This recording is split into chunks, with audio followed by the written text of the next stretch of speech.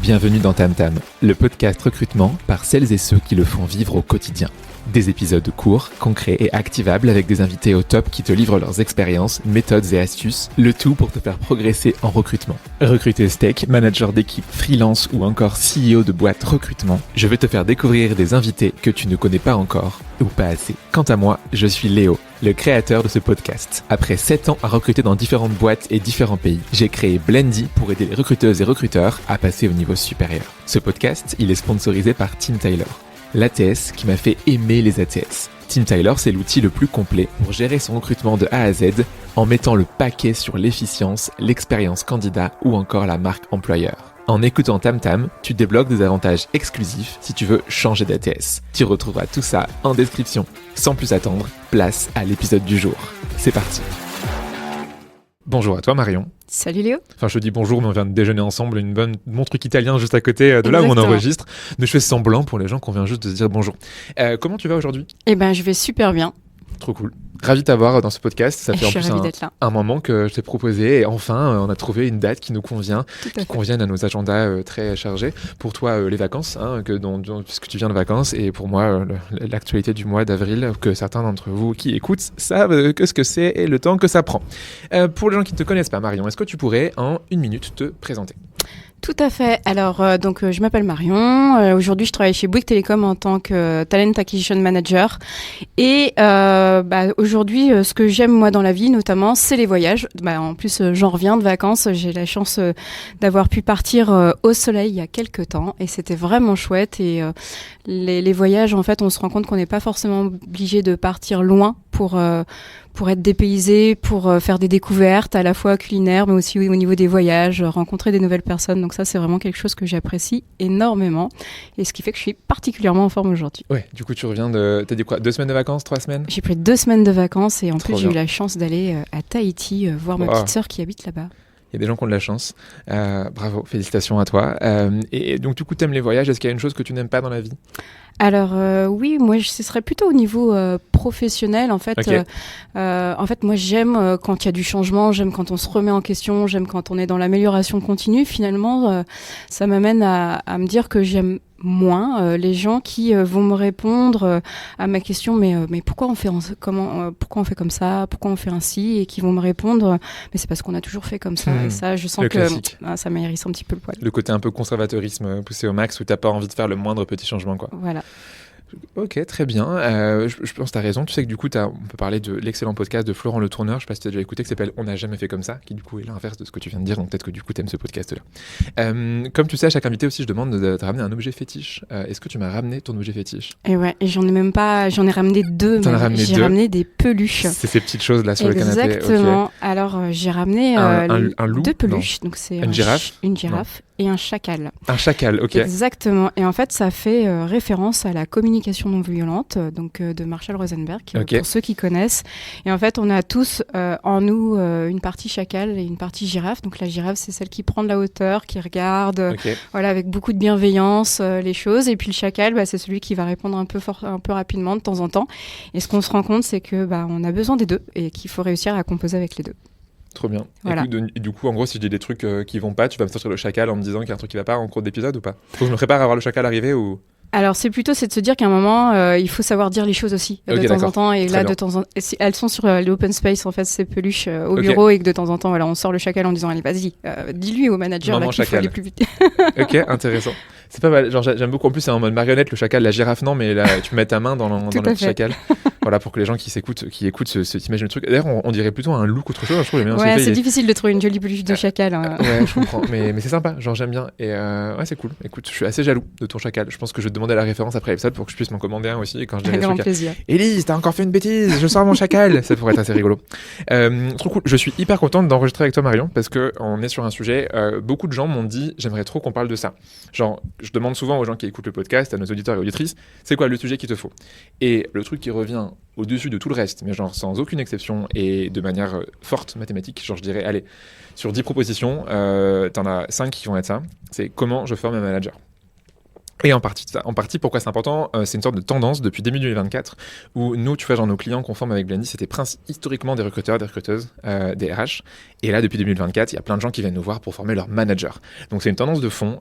Toi, du coup, ça fait un moment que tu as anticiper cette tendance parce que du coup tu as vraiment une formation que tu as mis en place chez Bouygues et tu vas nous raconter ça. Mais d'ailleurs, première chose en fait, c'est la première question que je vais te poser, c'est bizarre non? Parce que pourquoi on veut former les managers? C'est les recruteurs et les recruteuses qui recrutent, pas les managers? Tout à fait. Alors moi, ça fait 19 ans que je fais du recrutement, donc j'ai commencé maintenant il y a un petit moment. Et tout au long de ma carrière, en fait, j'ai pu remarquer que la formation, elle était destinée la plupart du temps aux RH, aux équipes RH, aux équipes Talent Acquisition.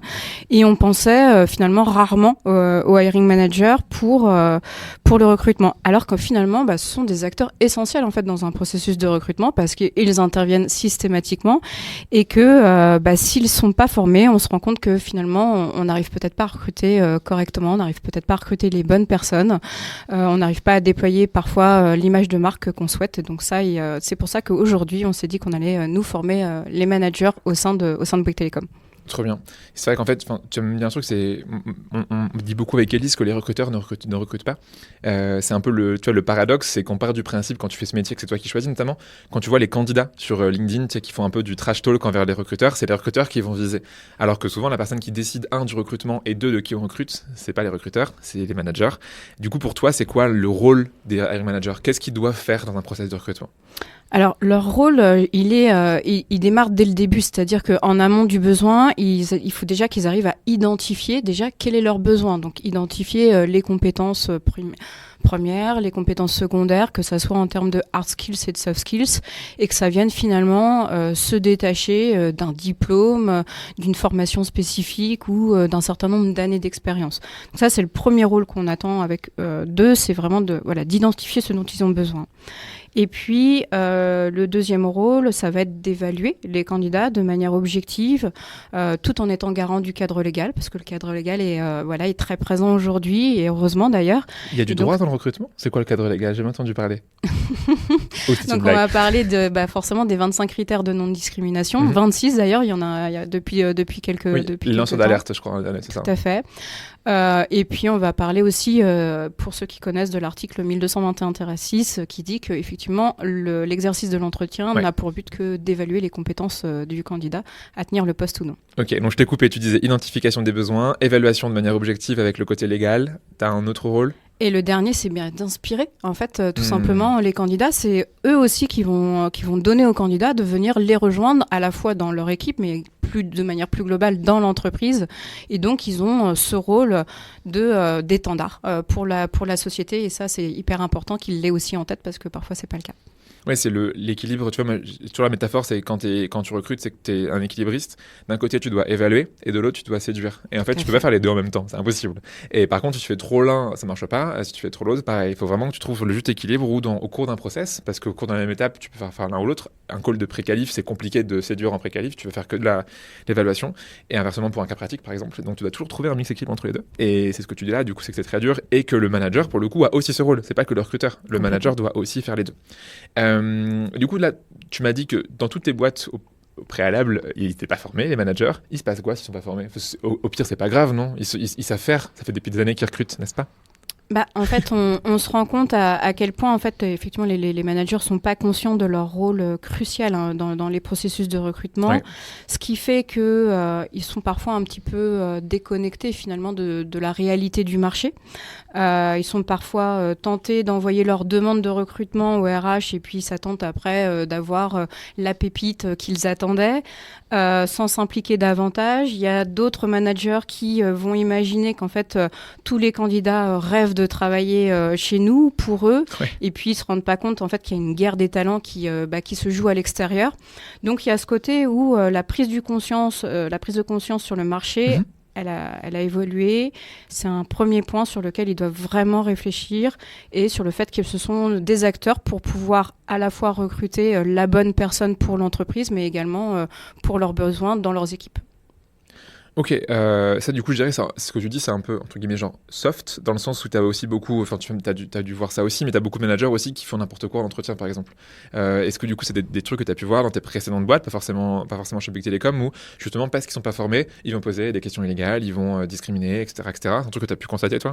Oui, effectivement, dans ma carrière, j'ai pu avoir des feedbacks de candidats qui effectivement étaient étonnés des questions qu'ils avaient eues en entretien, qui sont pas forcément volontairement malveillantes, hein, clairement, Oui. mais tout simplement maladroites et qui ne respectent pas le cadre. Donc ça, c'est le cadre légal. Donc ça, c'est une première chose. Et puis, parfois, il y a aussi des mauvaises expériences candidats qui sont liées à des process compliqués, à des tests techniques qui vont être parfois très, très, très compliqués à faire pour eux aussi.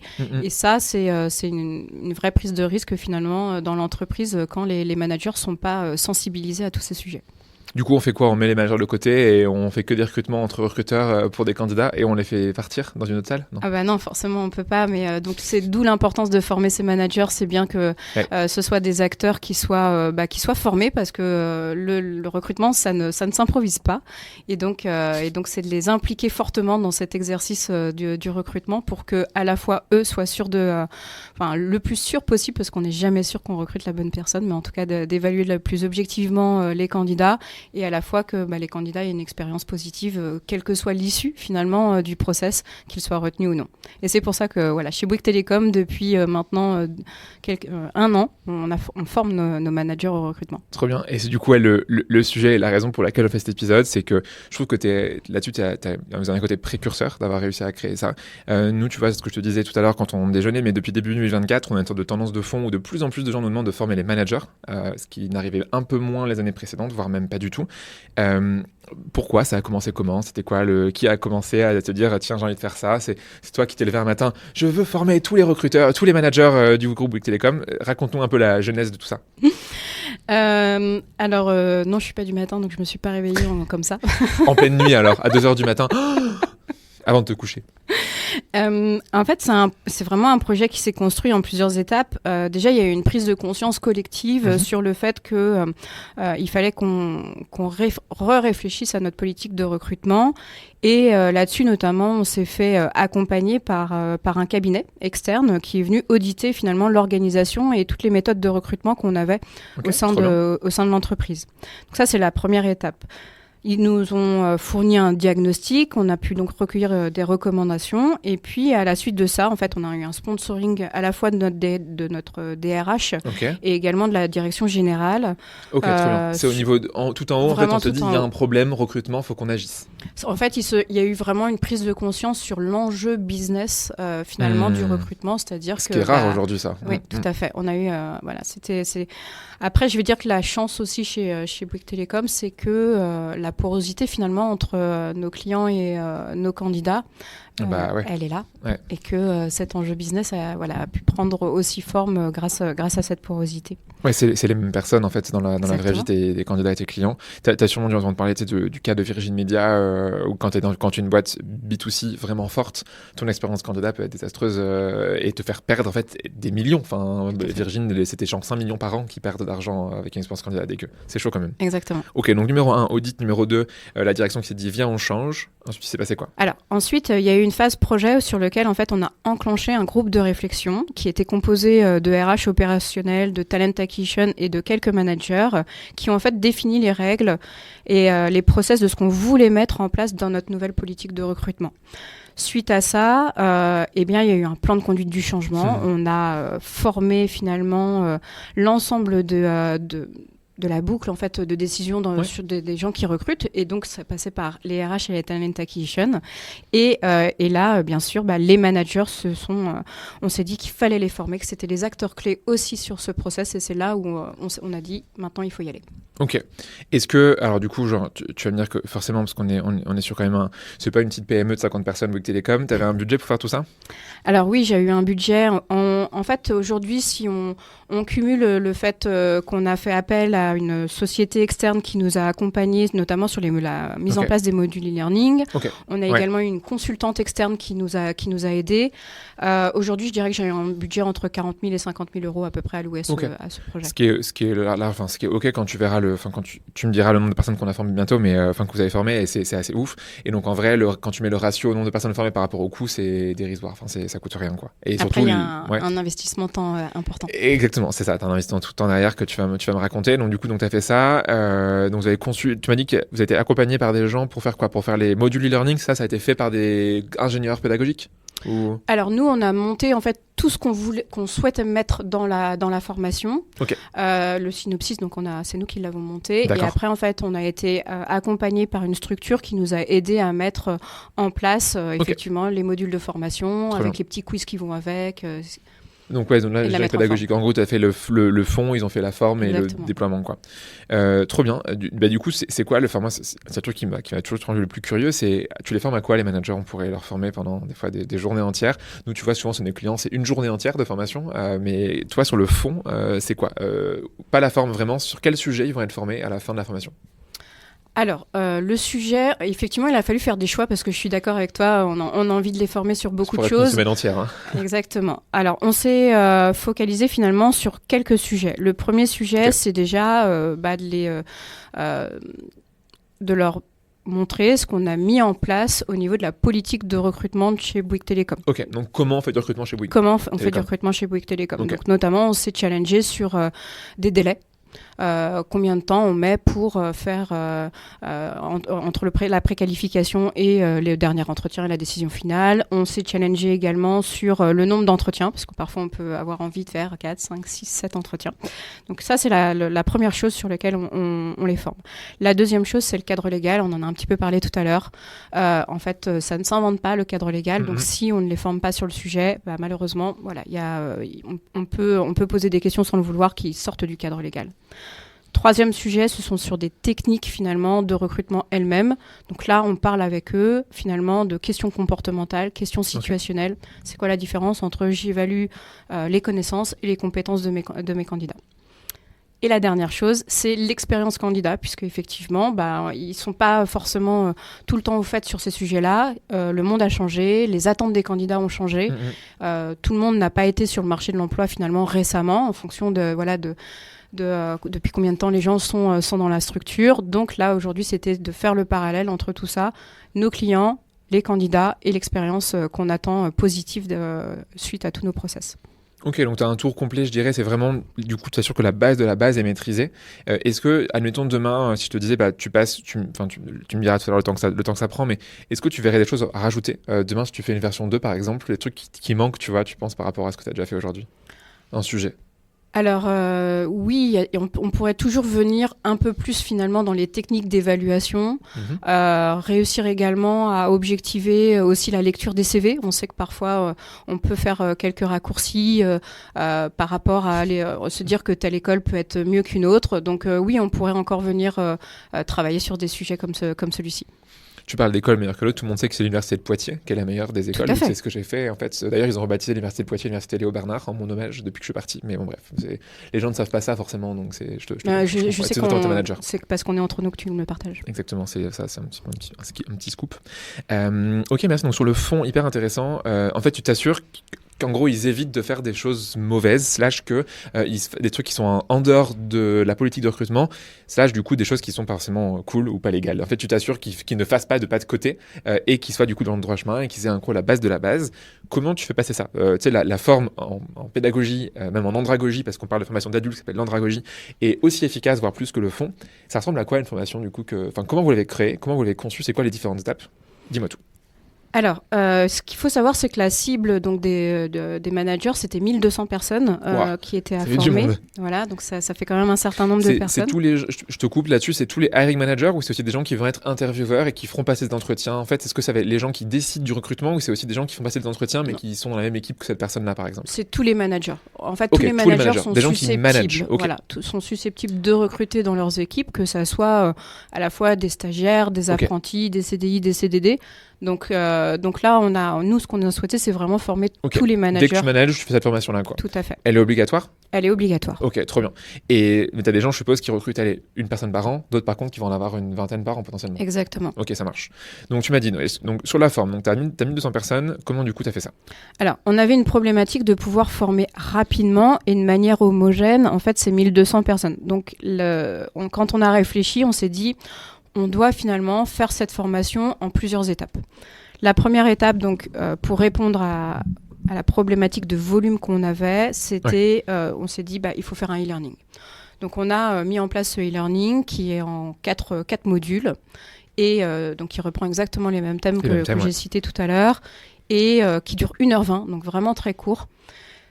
Ce qui fait que ça peut même parfois être, ce que nous partagent les managers, c'est que c'est super intéressant, qu'ils ont appris à la fois plein de choses, mais une certaine frustration, puisque finalement, ils ont appris plein de choses, mais ils se disent un peu, mais oh là là, mais je peux plus rien dire en entretien, comment ça, je peux plus parler des hobbies, mais voilà, bon, on sait que c'est un réflexe, ça a été même moi, pendant des années, j'ai abordé les hobbies pendant les entretiens avec les candidats, donc voilà, c'était, on le sent, c'est que ça génère une certaine frustration chez eux, donc voilà, ce e-learning très court donne un certain nombre d'informations, la base, mais il était nécessaire justement de pouvoir en discuter avec eux dans un deuxième temps, de pouvoir répondre à leurs questions, leurs problématiques terrain et de donner du sens finalement à tous les messages qu'on leur avait fait passer.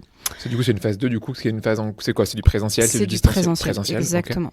Donc, pour nous, c'est une phase d'ancrage aussi, tout simplement. Donc, c'est du présentiel de 4 heures. D'accord. On va le faire plutôt par petits groupes. Donc, c'est 10, 12 managers avec nous pendant ces 4 heures. Et elle est co-animée par 2 personnes, souvent par mois, et par un talent acquisition des équipes de Bouygues Telecom. Donc là, ce que tu es en train de dire, c'est que ces 1200 personnes, tu vas potentiellement toutes les former. Tu es en train de le faire, / t'as quasiment fini. On est en train de le faire, ouais. 1200 personnes, du coup, donc potentiellement, tu feras 100 formations, c'est ça ? Exact, ouais, au moins 120 sessions, je pense, oui. Okay. Ça prend un peu de temps. Non, c'est pas mal, on aime bien. Ok, donc du coup, tu fais quoi sur ce présentiel ? C'est quoi ? C'est des questions-réponses ? Alors, c'est vraiment une étape cruciale parce qu'en fait, elle permet, comme je le disais, de répondre aux interrogations, d'approfondir les sujets traités qui ont été vus pendant ce e-learning. Ça permet de mettre en pratique. En fait, quand on dit oui, questions comportementales, questions situationnelles, c'est facile. Et en fait, quand on réfléchit, les questions comportementales, c'est pas si évident que ça de les mettre en place si tu les as pas préparées. Bien sûr. Donc voilà, on fait des ateliers avec eux pour les mettre en place. On repasse du temps sur le cadre légal pour comprendre, pour vérifier avec eux s'ils ont bien compris, dire que oui, le cadre légal, il est là pour tout le monde, même si on est empathique et bienveillant, on n'a quand même pas le droit de poser certaines questions. C'est comme ça. Et puis, on va aussi expliquer comment créer du lien avec le candidat sans parler des hobbies. Et puis, bien sûr, on va parler des biais cognitifs, parce qu'on le sait, ce sont ces petits réflexes que nous avons tous, il en existe plus de 250, et donc c'est d'avoir en tête que ces biais peuvent venir altérer en fait l'objectivité de notre évaluation, et donc on a un atelier de 45 minutes sur les biais cognitifs qu'on a identifiés, qui sont particulièrement présents dans le recrutement, pour venir sensibiliser nos managers sur ce sujet. C'est quoi le message que tu leur donnes sur les biais ? Parce qu'en 45 minutes, en gros, ils vont avoir le temps de conscientiser le fait qu'ils en ont. Tu as sûrement des gens qui te disent « mais moi, j'en ai pas » et qui vont se rendre compte finalement qu'ils en ont. D'ailleurs, c'est un biais cognitif, je sais plus quel nom il a, mais le biais cognitif de ne pas réaliser qu'on a soi-même des biais cognitifs. Est-ce que du coup, tu peux en 45 minutes vraiment, par exemple, faire en sorte qu'ils évitent personne, de toute façon, ne peut décider sur ces biais cognitifs. C'est quoi le message principal que tu passes en 45 minutes sur les biais ? C'est déjà la prise de conscience par rapport à ces biais. Donc, en fait, on a identifié notamment le biais de stéréotypes, le biais de naïveté, enfin, voilà, quelques biais. On tourne autour de 6 biais qui sont régulièrement présents dans le recrutement. En fait, on leur donne la définition. Ils réfléchissent en petit groupe de 2-3 personnes à est-ce qu'ils ont déjà entendu parler de ce biais, est-ce qu'ils l'ont vécu eux-mêmes, est-ce qu'ils ont des exemples à donner dessus, et ils réfléchissent également à comment ils pourraient contrer ce biais. On ne peut pas se dire tiens, j'ai ce biais, je le mets de côté et j'en fais abstraction, ça c'est pas possible, mais il y a des techniques possibles de se dire ok, j'ai ce biais, et donc comment je fais pour essayer de le contrer. Et en fait on se rend compte qu'ils ont tout de suite de très bons réflexes rapidement, de se dire je vais venir effectivement essayer d'objectiver la réponse du candidat en creusant. Alors souvent on utilise le terme creuser, mais voilà, ils ont ces réflexes là, et donc c'est aussi le fait qu'ils en discutent tous ensemble permet une fois de plus la force du collectif sur ces sujets qui brainstorm sur cette sensibilisation.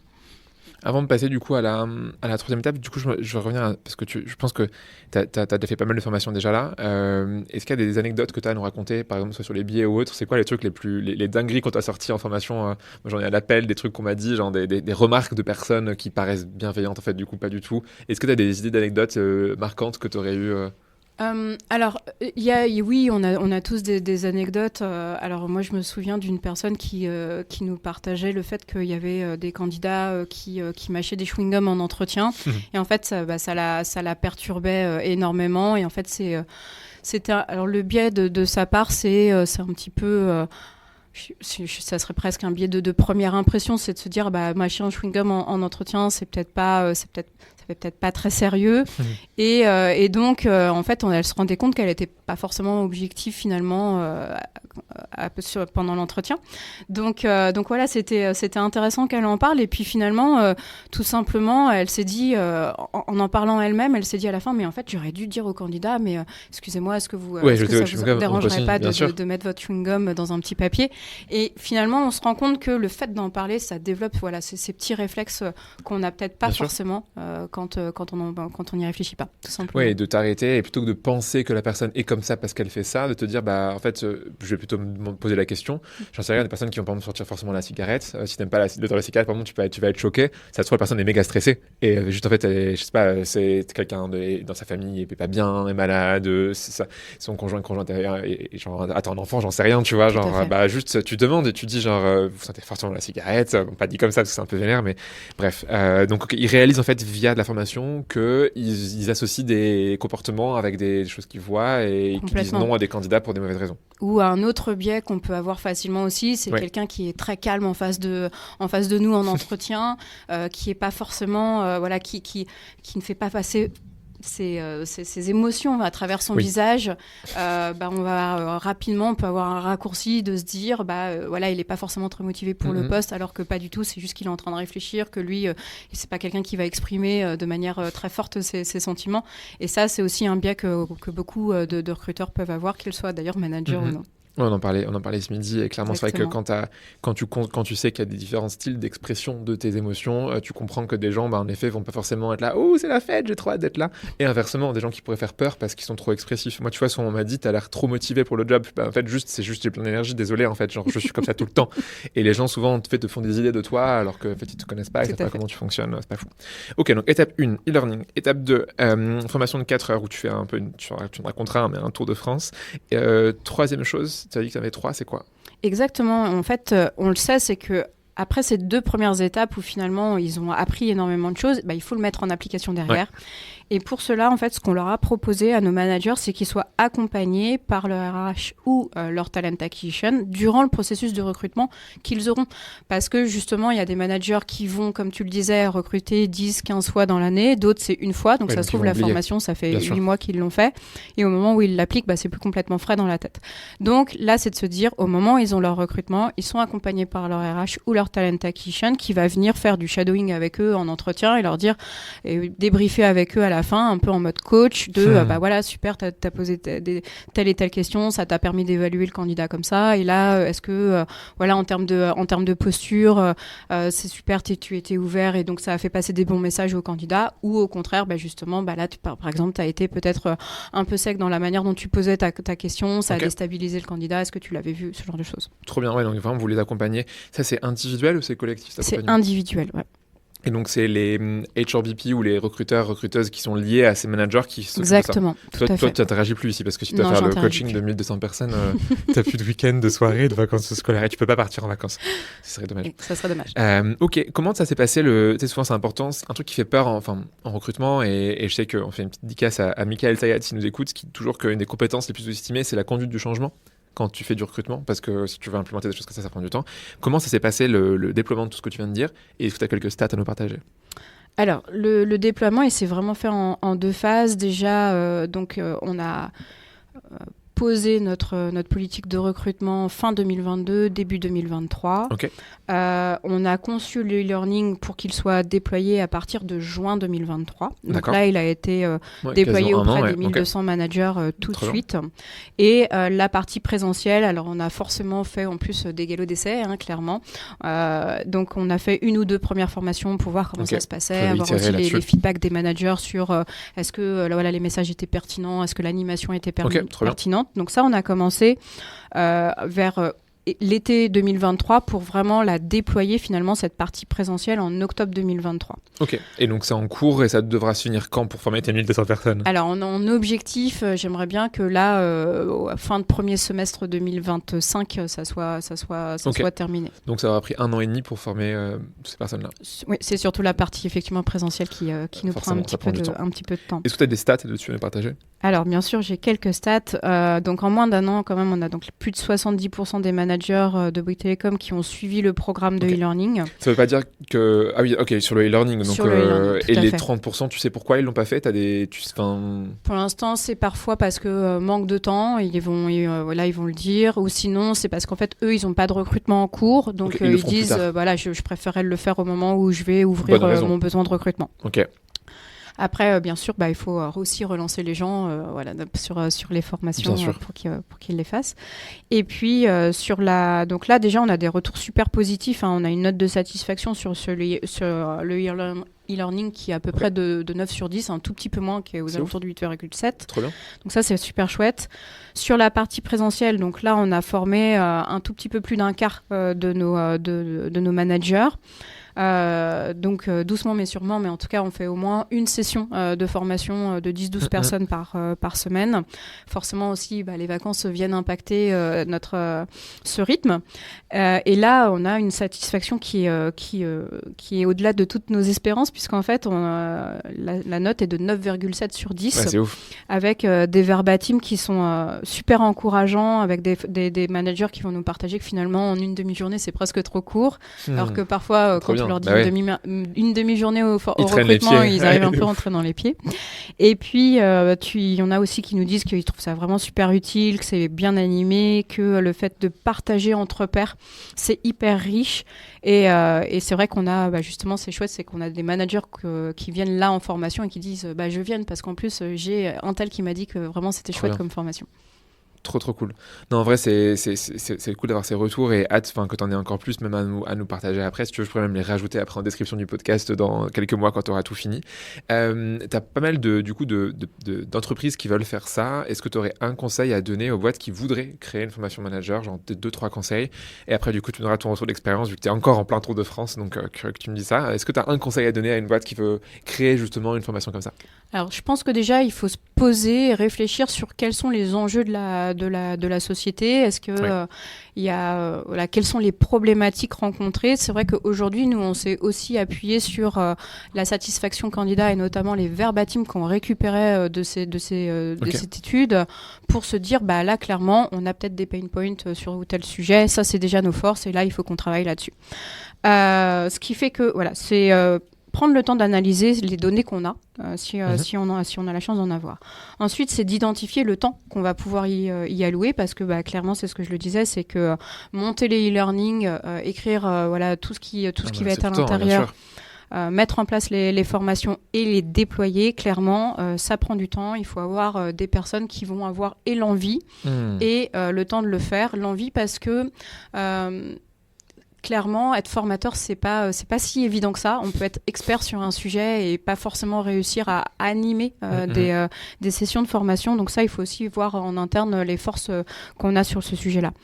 Et puis, pourquoi pas se faire accompagner de l'extérieur s'il y a besoin, parce que je pense aujourd'hui, c'est un enjeu clairement sur lequel il faut que chaque entreprise travaille. Bien sûr. Nous, tu vois, là-dessus, moi, j'identifie 3 manières de faire ça. La première, c'est du coup, comme tu l'as fait, c'est faire ça en interne. Il faut des recruteurs et recruteuses qui soient à l'aise pour faire ça, comme tu dis, qui aient envie de le faire, qui aient le temps pour le faire, qui aient le budget en interne, qui savent quoi raconter. Et il faut qu'il y ait une bonne relation entre manager et recruteur, ce qui n'est pas le cas dans toutes les entreprises.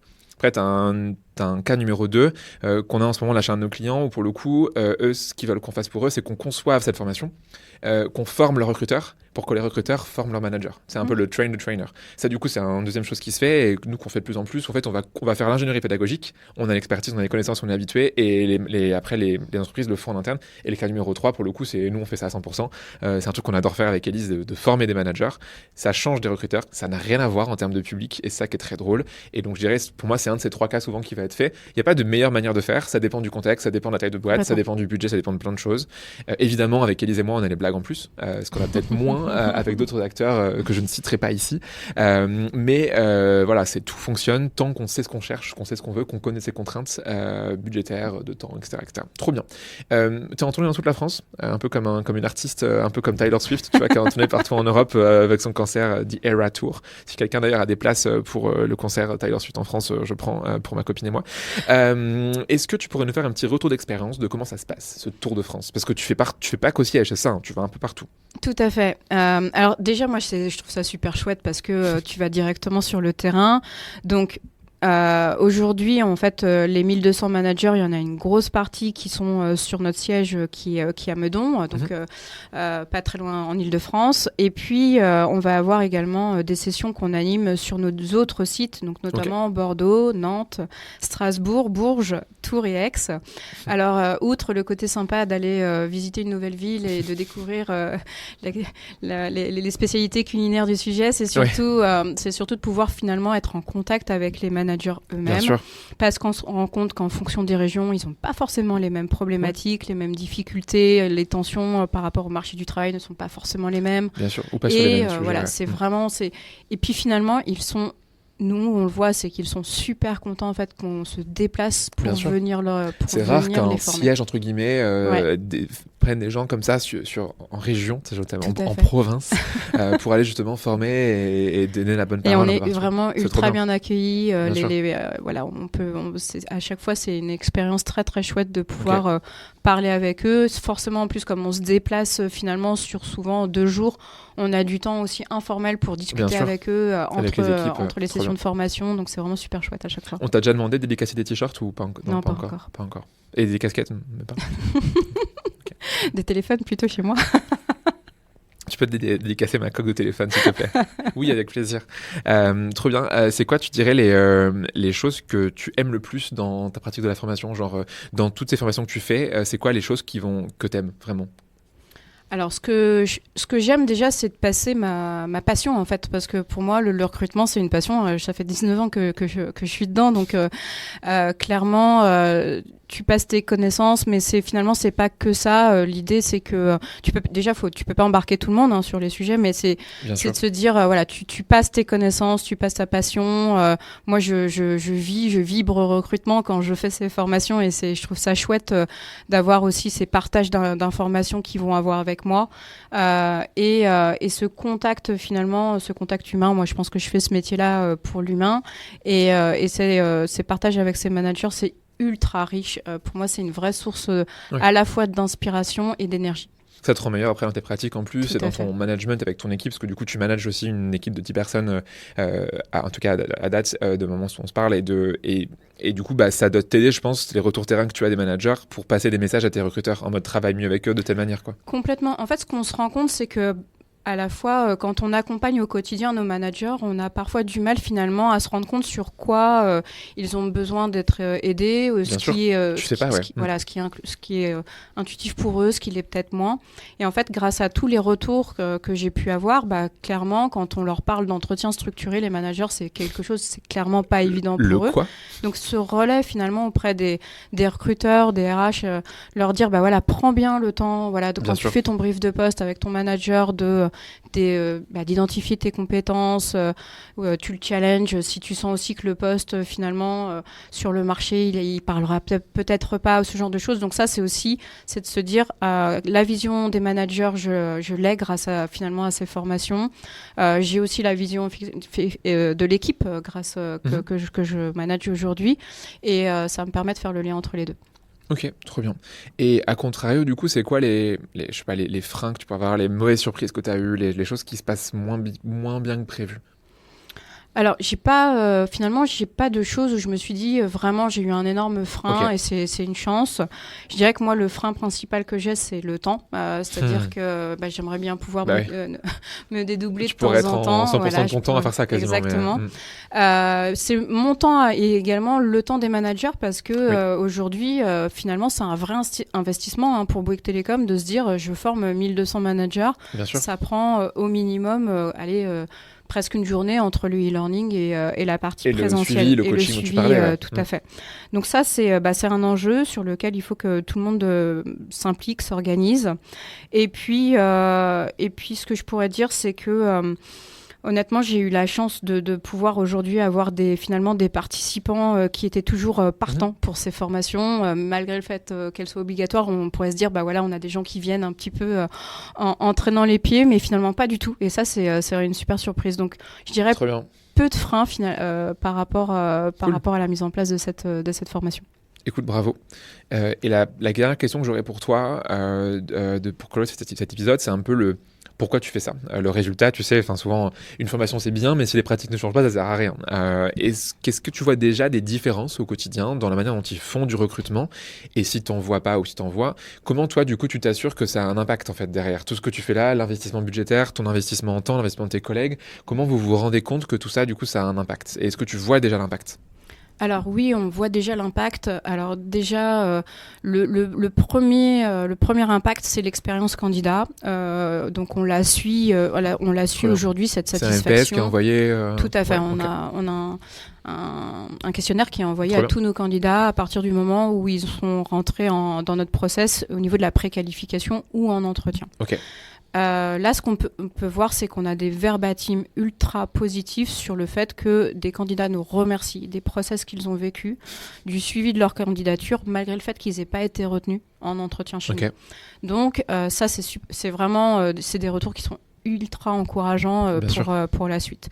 Les choses aussi qu'on a pu constater, c'est que on est plus objectif. Notamment, on a mis en place sur une certaine population qu'on recrute, qui sont les conseillers clientèle. On a mis en place vraiment un process de A à Z avec un entretien structuré. On a formé les managers au recrutement. Et en fait, c'était une population, on avait un turnover assez élevé et ce turnover a vraiment énormément baissé, notamment sur la période d'essai. Oui. Et là, aujourd'hui, on a des résultats qui sont très, très encourageants sur ce sujet et qui démontrent à quel point l'importance d'éviter de faire ces entretiens au feeling est important. Et puis, finalement, aujourd'hui, ce qui est satisfaisant, c'est le retour aussi de nos managers qui nous disent « mais je suis beaucoup plus à l'aise ». À faire cet exercice de l'entretien parce que finalement avant je compilais entre ce que j'avais vécu moi en tant que candidat, ce que j'avais entendu à droite à gauche ou j'évitais de reproduire ce que j'avais mal vécu moi-même.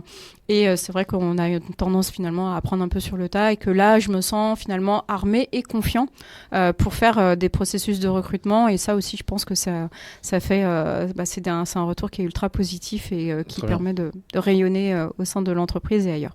Oui, et puis en fait, tu as un impact aussi derrière. Alors peut-être que tu vas me dire, je suis trop utopiste dans ce que je vais dire, mais en fait, ils comprennent via ça l'importance du recrutement et l'importance du métier de recruteur derrière, qui est pas forcément le métier le mieux reconnu au sein d'une entreprise. Déjà que les RH, c'est pas trop ça, mais alors les recruteurs, n'en parlons même pas. On est tout en bas de la pyramide de l'intérêt pour lesquels les gens portent pour nous.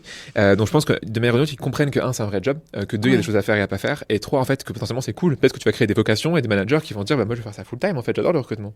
En fait, c'est vrai, c'est exactement, il y a des managers qui nous partageaient en formation en disant, mais c'est vrai, en fait, le recrutement, c'est un vrai métier. Mais oui. Ah bon ? Vraiment ? Ah bon, oui. Et ils se rendent compte en fait de la difficulté du sujet et d'un côté finalement c'est peut-être rassurant aussi de se dire que il y a encore clairement l'IA n'est pas là pour nous remplacer et qu'on ne passe pas sous un portique avec une lumière verte ou une lumière rouge pour nous dire si on est bon ou pas pour le poste et que c'est justement toute cette à la fois cette difficulté mais cette richesse de l'humain qui fait que le monde et le métier du recrutement est riche et intéressant. Trop bien. Écoute, est-ce que tu as un mot de la fin pour conclure cet épisode avant que je te pose les 3 questions que je pose à chaque invité sur le sujet ? Le mot de la fin, je dirais que on voit réellement le début d'une transformation au sein de Bouygues Télécom, à la fois sur notre capacité de recrutement, de recruter les bonnes personnes pour Bouygues Télécom, mais également pour que ça soit des personnes pour lesquelles les postes qu'on propose, ça soit des vraies opportunités aussi pour eux, parce que je pense que dans les deux sens, c'est important. On voit qu'il y a déjà un impact sur l'expérience candidat et finalement ça en un an de temps. Donc je pense qu'il faut pas se dire que c'est impossible. Il faut prendre les choses, les problématiques petit à petit, mais que quand on sent qu'il y en a besoin, il faut y aller. Magnifique, j'aime cette conclusion. Comme tu le sais, à chaque fin d'épisode, je pose 3 questions à mes invités. Première question pour toi, est-ce qu'il y a un contenu que tu aimes et que tu recommandes aux gens qui nous écoutent ? Alors oui, tout à fait. Moi, j'adore en fait tout ce qui est développement personnel et je vous recommande de vous intéresser à la méthodologie DISC et notamment si alors il y a déjà plein de choses qui existent sur internet, il y a des livres dessus et puis si vous êtes plus théâtre, il y a également une pièce de théâtre que moi j'ai beaucoup aimée qui s'appelle Comme en couleur. Comme en couleur, si, c'est rigolo, si vous avez l'occasion d'aller la voir, allez-y, c'est très chouette et ça s'applique également on peut l'appliquer dans notre métier, c'est assez ça marche bien en intéressant. team building en plus, le comme en couleur, quand tu viens entre collègues. Ah mais oui, c'est parce que machin il est bleu, c'est pour ça qu'il réagit comme ça. Exactement. C'est très rigolo très à faire, c'est un bon moment.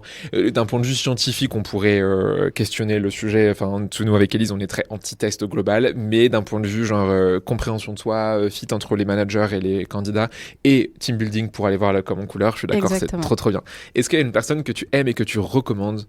Alors oui, clairement, en fait, quand on a mis en place cette politique recrutement au sein de Bouygues Télécom, on a été accompagné par une consultante externe qui est Florence Marty.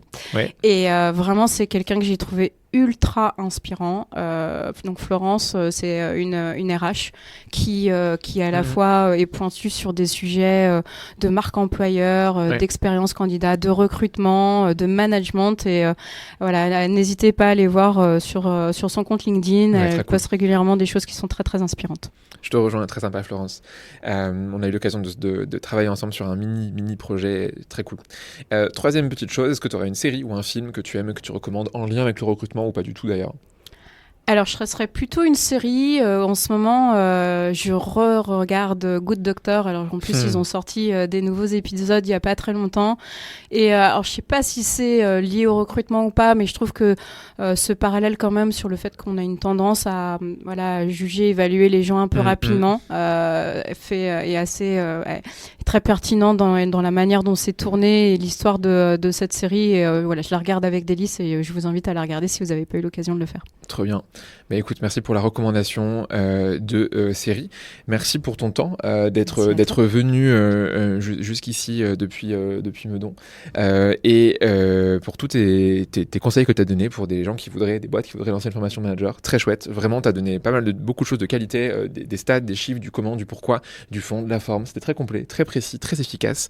Merci pour ça, Marion. Sur ce, je te souhaite du coup une très bonne après-midi, très bon week-end et pour ceux qui nous écoutent, j'espère que vous avez bien aimé cet épisode. Moi, en tout cas, j'ai adoré. Merci à toi, Marion. Merci à toi. À bientôt. À bientôt.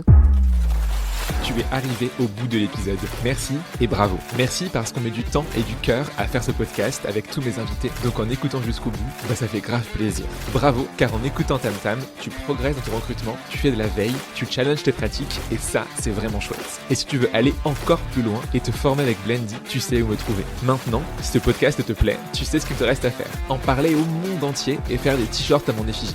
Non, on va pas aller jusque là, mais 3 choses que tu peux faire. Premièrement, aller mettre une bonne note sur Apple Podcast ou Spotify. C'est peut-être un détail pour vous, mais pour moi, ça veut dire beaucoup. Deuxièmement, tu peux en parler autour de toi. Et 3, tu peux envoyer un petit mot doux à l'invité du jour si tu l'as trouvé pertinent. Je suis sûr que tu feras des heureuses et des heureux. Allez, à très vite pour un nouvel épisode de Tam Tam.